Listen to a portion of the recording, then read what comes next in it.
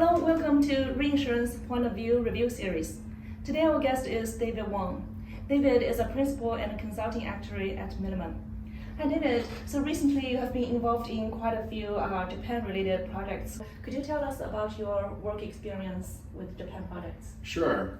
So my personal involvement in the Japan project started in 2009 when one of my clients formed a joint venture with a Japanese life insurance company. Under that joint venture, they had a direct company in Tokyo selling variable annuities. They also had a Bermuda-based reinsurance company. So I led a Milliman team that supported the reinsurance company. That gave me a lot of opportunity to travel to Japan, to get to learn about the Japanese insurance market, to get to work directly with Japanese actuaries. Milliman, our firm also has an office in Tokyo, and it's been one of the leading actuarial consulting firms in Japan. So that supported me with a lot of their expertise as well. And as you mentioned, more recently, I've been supporting reinsurance companies to look at asset-intensive deals in Japan. So you mentioned the surge of asset-intensive reinsurance in Japan market. So what do you think is the main reason for that? Yeah, I think the recent articles on Athene's and Resolution's view of Japan market, or more broadly APAC regions, probably provide a lot of explanations along that line.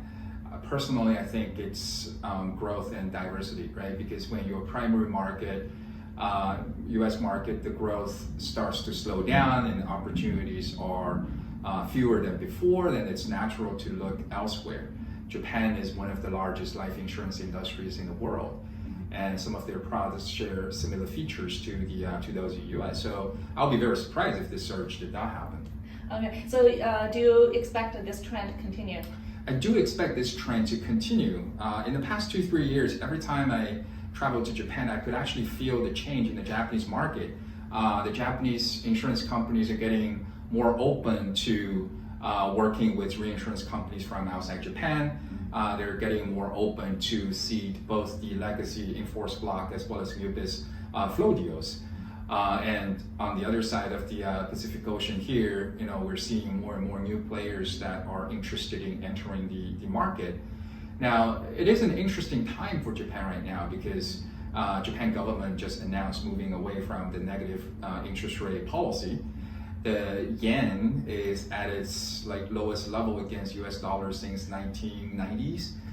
Japan life insurance industry is moving to the new economic-based solvency reporting regime in 2026. Some of these changes will probably lead to more reinsurance opportunities, but some may have opposite effects. So I do expect the trend to continue, but I doubt there's going to be an explosion of transactions in the short time period. Right. So from an actuarial perspective, what are the key areas to focus when US actuaries look at Japan products? Sure. The Japan's statutory reserve and the capital requirements are different from those in the US. So understanding the difference, how it works, I think is relevant and helpful. But from a reinsurance perspective, probably more important is the basic things. You have to have a solid understanding of the product design there and a solid understanding of the policyholder behavior risk.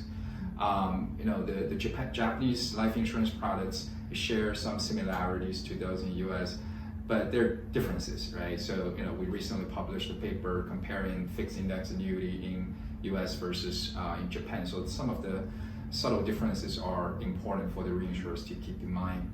Policyholder behavior is also an interesting thing in Japan because they're selling both yen-based products as well as US dollar-based products. So a policyholder's decision is likely to be influenced by change in the yen interest rate, change in US dollar interest rate, as well as the change in the FX rate, the exchange rate itself. And that's something that US actuaries probably have not had to deal with in the past. Yeah, thank you very much. Thank you.